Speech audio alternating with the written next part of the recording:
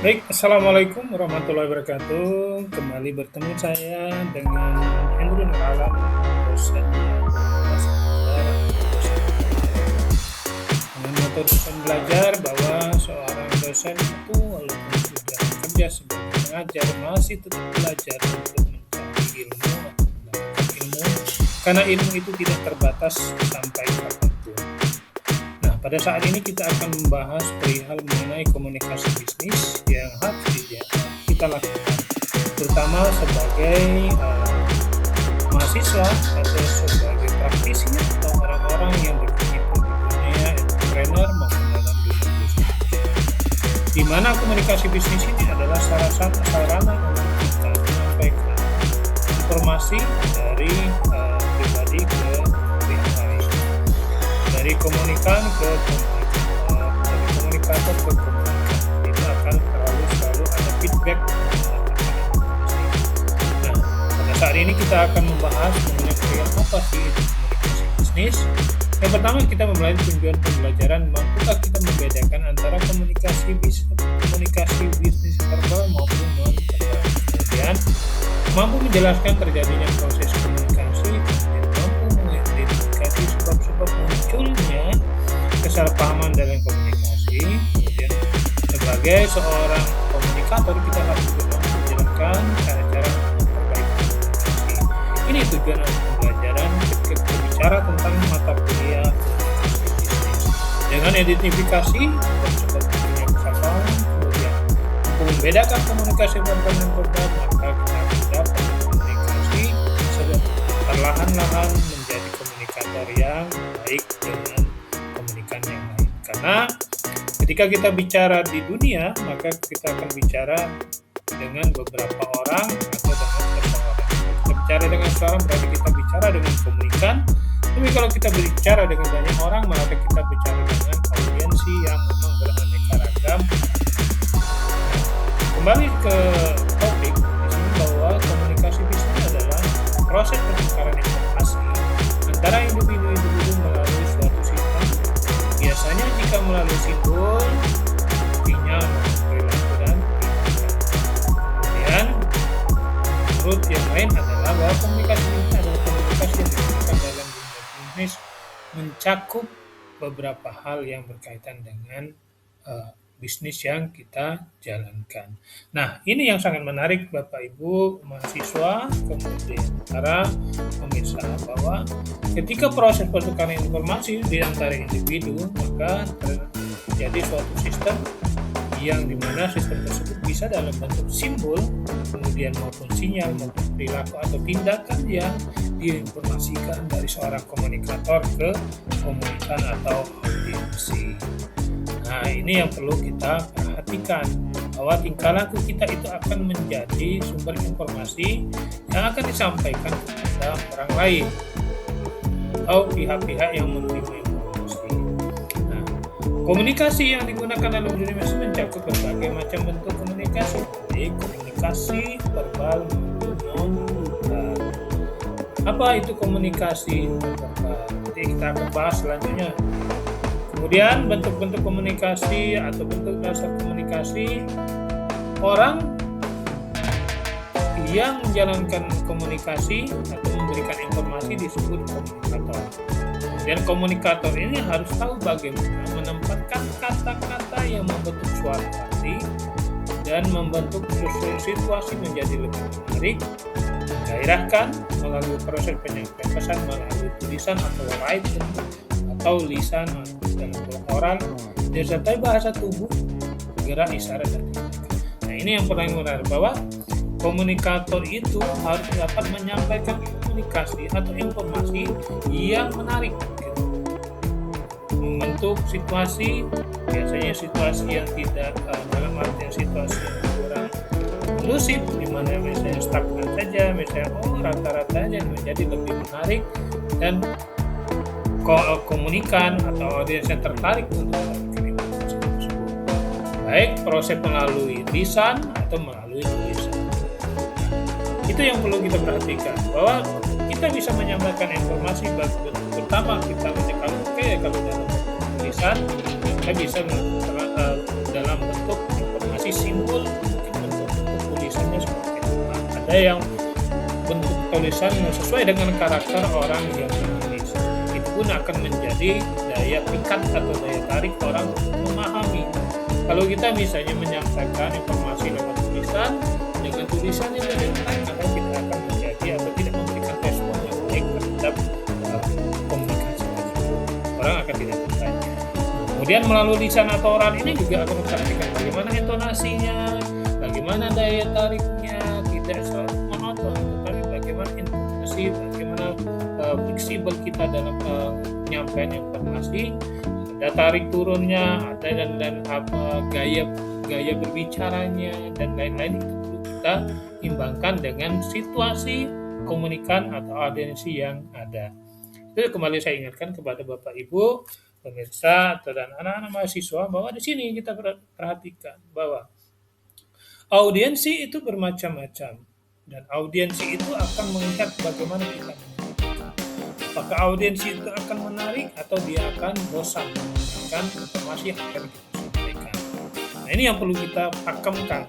Jika kita sebelum menyampaikan informasi, kita harus memahami seorang komunikan itu seperti apa, kemudian bagaimana audiensi itu kondisinya seperti apa. Di dalam komunikasi bisnis atau di dalam komunikasi terdapat komunikasi verbal dan komunikasi non-verbal. Komunikasi verbal atau verbal communication merupakan bentuk komunikasi yang disampaikan kepada pihak lain melalui tulisan atau written and tulisan dalam mengolah, misalnya kita berbicara, menulis, kemudian mendengarkan, kemudian membaca, presentasi, mendengarkan radio, menonton televisi dan sebagainya.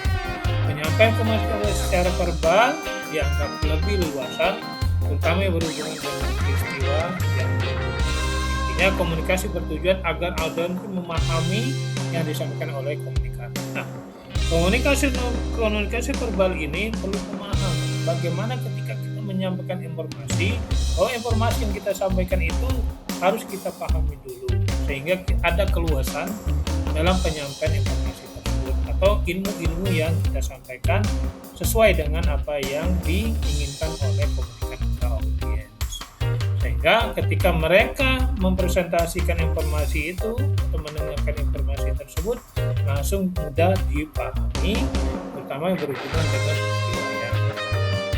Nah, tujuan dari komunikasi itu adalah bagaimana memahami apa yang disampaikan oleh komunikator. Kita sebagai komunikator itu harus jeli melihat situasi komunikan atau audiens. Ketika kita menyampaikan informasi itu, bahwa informasi itu mudah dipahami, simple, dan menarik. Dan artinya tidak sangat berat bagi komunikan dan audiens.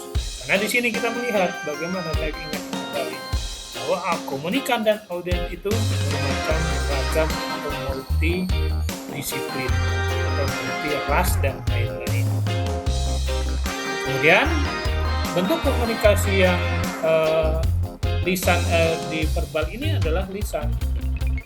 Di mana komunikasi lisan ini perlu disampaikan sangat penting dan rahasia dan membutuhkan tanggapan yang cepat dari penerima. Nah, ini komunikasi lisan. Kita dalam kehidupan sehari-hari ini kan selalu bisa ngobrol.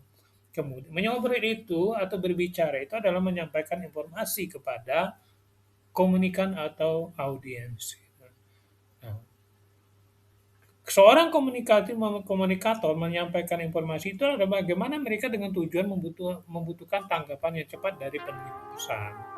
Kalau misalnya kita tidak dapat menyampaikan informasi secara lisan dengan baik, juga pihak yang menerima atau komunikan atau audiensi juga akan susah untuk memberikan tanggapan atau respon yang akan diterima. Tetapi kalau misalnya lisan ini penyampaian secara lisan yang kita sampaikan dengan bagus, dengan arti yang bagus, kemudian dengan presentasi yang bagus, maka seorang komunikan atau audiens itu akan memberikan respon yang cepat atau feedback yang cepat terhadap informasi yang diterima oleh mereka. Kemudian bentuk komunikasi verbal yang lain adalah bagaimana komunikasi tertulis. Nah, komunikasi tertulis ini, pesan atau objek yang disampaikan cukup banyak dan kompleks, perlu penjelasan panjang lebar atau teknis. Kemudian penerima pesan terpisah jarak jauh, kemudian memerlukan laporan data atau dokumen tertulis. Ini saya bilang bahwa komunikasi verbal itu ada dalam bentuk lisan dan komunikasi tertulis. Kalau lisan mungkin kita akan mulut ke mulut atau mulut ke mulut. Tapi kalau komunikasi tertulis dalam bentuk tulisan, dalam bentuk grafik, dalam bentuk angka atau gambar atau statistik, ini akan kita sampaikan kepada komunikan atau audiens. Mungkin kenapa ini kita mungkin karena perbedaan jarak, karena jarak mereka jauh. Karena itu sebab ketika kita menyampaikan lewat mulut tidak ada bisa. Tapi kalau yang sekarang bisa, mungkin sekarang era yang berkembang bisa lewat WA, kalau kita tulisan mungkin lewat Instagram, mungkin lewat kemudian email dan lain-lain. Itu kalau bentuk tulisan. Karena bentuk tulisan ini feedbacknya adalah bagaimana memerlukan laporan atau data dan atau dokumen tertulis untuk arsip. Ini yang outcome-nya akan kita dapatkan. Segala sesuatu bentuk komunikasi verbal yang tertulis berarti kita memerlukan laporan, data, dokumen tertulis untuk arsip dalam suatu perusahaan atau diri pribadi. Nah, itu yang kita bicarakan tentang komunikasi verbal dalam bentuk lisan maupun tertulis. Kemudian kita perhatikan yang selanjutnya adalah bagaimana komunikasi itu. Yang kedua adalah komunikasi non-verbal atau non-verbal komunikasi. Non-verbal komunikasi adalah bagaimana suatu bentuk komunikasi yang memiliki bentuk kurang terstruktur sehingga sulit dipelajari dan dilakukan dengan gerak tubuh, kemudian ekspresi, simbol dan warna dengan penyampaian pesan yang cenderung spontan. Komunikasi ini sering dilakukan secara tidak sadar berbeda dengan verbal. Contohnya, tolong bukakan pintu itu. Secara sadar sudah mempunyai tujuan dan maksud. Kalau kita bicara dengan intonasi atau nada dari suara kita. Walaupun itu kita menggunakan juga verbal dalam bentuk lisan. Tapi kalimat tolong bukakan pintu itu. Misalnya kan kita minta tolong dengan bagaimana gestur tubuh kita, bagaimana intonasi suara kita, itu akan menandakan permohonan atau minta bantuan untuk membukakan pintu. Nah, kemudian komunikasi nonverbal ini adalah tindakannya alami dan jarang direncanakan sebelumnya. Misalnya kita ketika ada keadaan refleks, misalnya mengerutkan dahi, kemudian mengernyitkan dahi, melihat bentuk mulut dan lain-lain. Pentingnya komunikasi nonverbal. Isyarat komunikasi nonverbal sangat penting untuk menyampaikan pesan atau perasaan, menyampaikan perasaan dan emosi. Kemudian kebaikan komunikasi nonverbal adalah kesahihannya, reliabilitas, karena tingginya tingkat kepercayaan terhadap kebenaran pesan-pesan disampaikan dengan bahasa isyarat, sehingga mampu mendeteksi kekurangan atau mempertegas kejujuran pembicara. Selain itu, artinya pentingnya adalah karena sifatnya efisien. Ini yang perlu kita perhatikan, bahwa komunikasi nonverbal adalah komunikasi dalam bentuk simbol, baik dalam bentuk nada, kemudian gestur tubuh, mimik muka, dan lain.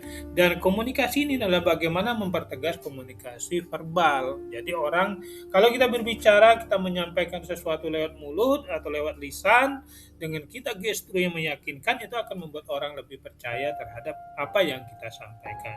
Sehingga komunikan atau audien yang menerima akan lebih tertarik dan memberikan feedback atau respon yang lebih cepat. Kemudian tujuan komunikasi nonverbal adalah bagaimana komunikasi nonverbal dapat berdiri sendiri, tapi sering berkaitan dengan ucapan. Nah, ini berkaitan dengan ucapan atau komunikasi verbal.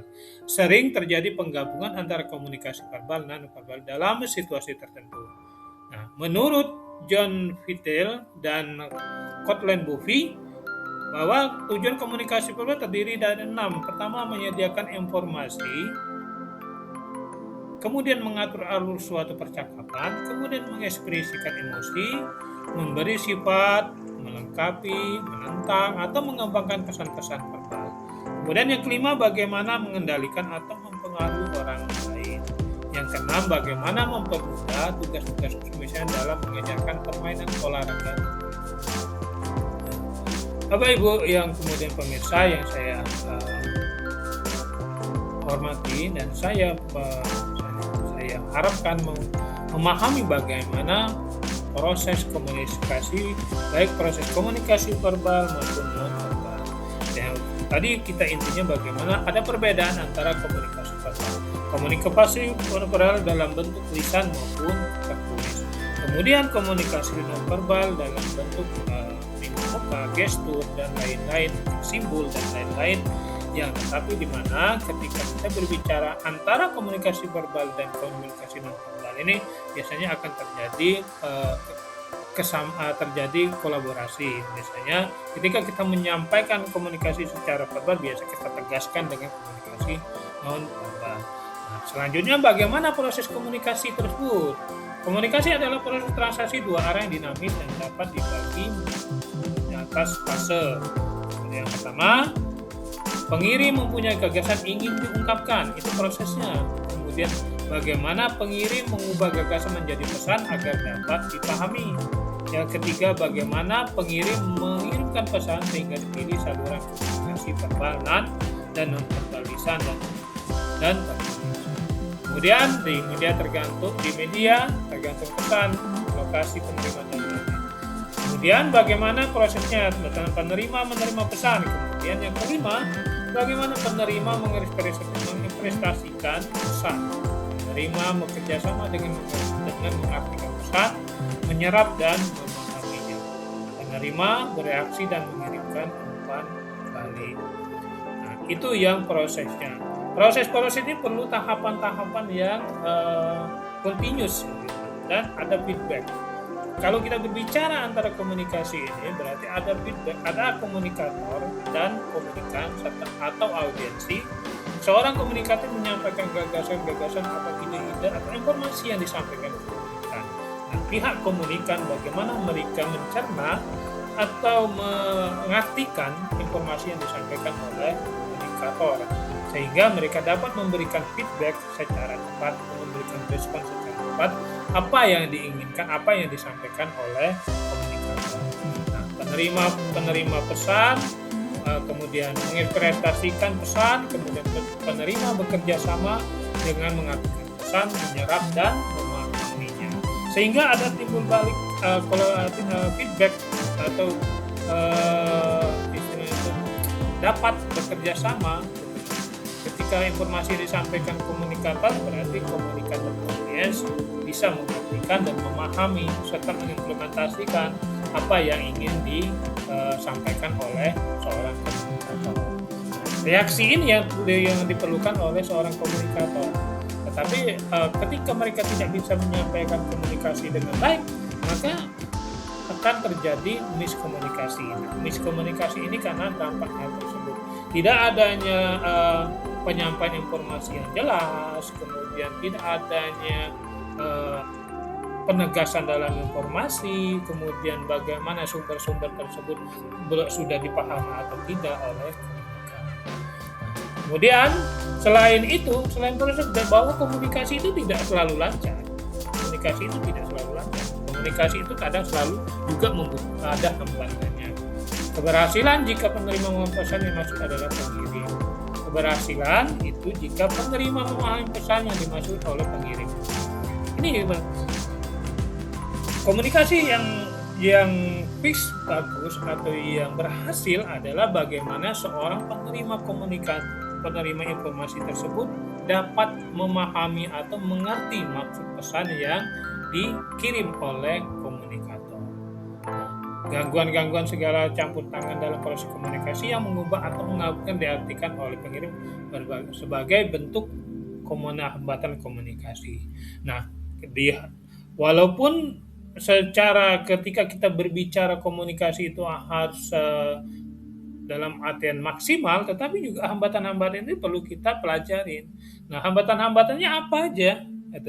Ternyata ada beberapa hal yang menjadi hambatan dalam komunikasi antara manusia tersebut. Yang pertama, adanya perbedaan persepsi dan bahasa. persepsi dan bahasa terhadap misalnya persepsi terhadap roti, kue dan sebagainya. Nah, perbedaan persepsi dan bahasa ini perlu dipahami gitu. Ketika kita berbicara, kita harus memahami komunikan atau ketika jadi kita memahami bahasanya dan memahami persepsi yang akan mereka terima. Kemudian ada pendengar yang buruk. Nah, kita itu nggak sebagai seorang komunikator yang baik, kita juga harus memperhatikan apa yang akan terjadi ketika kita menemukan pendengar yang buruk. Maka informasi tidak akan mudah diterima. Kemudian gangguan emosional, banyak kesalahpahaman yang disertai pesan emosional, kemudian perbedaan budaya dan gangguan fisik. Ini adalah hambatan-hambatan di dalam komunikasi. Tetapi hambatan-hambatan ini akan bisa kita lewatkan ketika kita dapat mempelajari, dapat memahami, dan dapat mengartikan bahwa hambatan-hambatan ini adalah tidak hanya menjadi hambatan, tetapi akan menjadi solusi ketika kita bisa memahami hambatan-hambatan tersebut dengan baik, sehingga ketika ada hambatan yang akan muncul, kita cepat akan mencari solusinya. Nah, itu yang kemudian kelebihan beban informasi pesan yang bersaing. Nah, kemudian itu yang secara personal ya kan. Kali ini kita bicara secara hambatan komunikasi antar manusia. Nah, kalau kehambatan antar organisasi ada. Gitu. Hambatan komunikasi dan organisasi yang pertama, bagaimana kelebihan beban informasi dan pesan yang bersaing. Kemudian penyaringan yang tidak tepat, menyingkat informasi sebelum pesan diteruskan, iklim komunikasi tertutup tidak memadai. Nah, ini walaupun hambatan itu ada antar manusia, misalnya antar manusia adalah salah satunya adalah pendengar yang buruk, kemudian persepsi dan bahasa, kemudian budaya, itu adalah hambatan dalam komunikasi dengan manusia. Nah, kalau kita bicara di perusahaan atau di dalam organisasi, kelebihan beban informasi dan pesan yang bersaing. Nah, kelebihan beban informasi itu juga menjadi hambatan di dalam organisasi. Nah, kalau maksudnya gini, kelebihan beban informasi bahwa informasi itu harus kita sampaikan secara sesuai topoksinya gitu. Nah, tidak bisa informasi yang belum kita sampaikan atau informasi yang belum kita pahami langsung kita masukkan informasi yang lain, akhirnya double atau kelebihan informasi. Kemudian penyaringan yang tidak tepat gitu. Penyaringan dalam arti menyingkat informasi sebelum pesan itu kepada orang lain misalnya. Kita harus hati-hati ya kalau menyampaikan informasi apalagi di organisasi bahwa informasi yang disampaikan oleh dari seorang yang penyampaian informasi atau dari seorang komunikator itu harus kita betul-betul pahami. Andai kata memang itu harus kita potong atau kita saring, jangan sampai artinya berlainan gitu. Nah, kalau dalam organisasi itu ada perlunya notulen atau catatan-catatan sehingga informasi yang disampaikan tidak akan berubah. Karena ketika menyingkat informasi sebelum pesan diteruskan kepada orang lain dan ternyata informasi tersebut tidak sesuai, maka bagi organisasi akan terjadi miss terutama di dunia kerja. Nah, ketika di dunia kerja tidak akan menyangkut satu dua orang tetapi seluruh organisasi tersebut atau perusahaan tersebut. Kemudian di iklim komunikasi. Nah, iklim komunikasi tertutup, nah ini yang paling kita pelajari di dalam organisasi. Ada keterbukaan di dalam komunikasi. Ketika kita di dalam suatu organisasi tidak menyampaikan informasi secara terbuka, maka akan terjadi gaya manajemen yang mengarahkan dan otoriter. Nah, gaya manajemen yang mengarahkan dan otoriter akan menghambat pertukaran informasi secara bebas dan terbuka atau ciri komunikasi yang efektif.